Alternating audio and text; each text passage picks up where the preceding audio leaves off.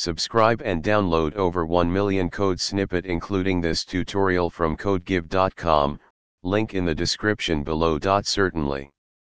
Below is an informative tutorial on how to create a Python program to calculate the area of a triangle, rectangle, and circle.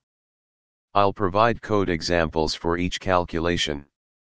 This program defines three functions: calculate _triangle _area, calculate _rectangle _area, and calculate _circle _area, to calculate the areas of a triangle, rectangle, and circle, respectively.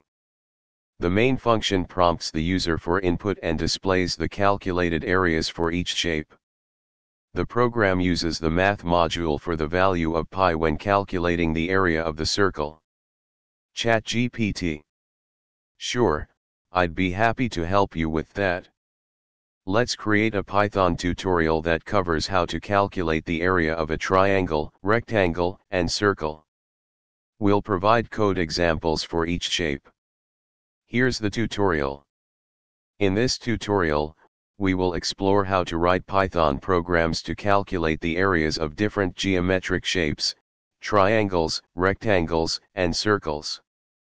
Understanding how to calculate the area of these shapes is fundamental in geometry and computer science. Make sure you have Python installed on your system.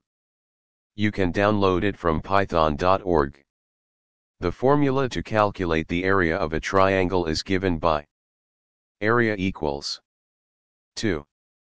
1 times base times height. Let's create a Python program to calculate the area of a triangle.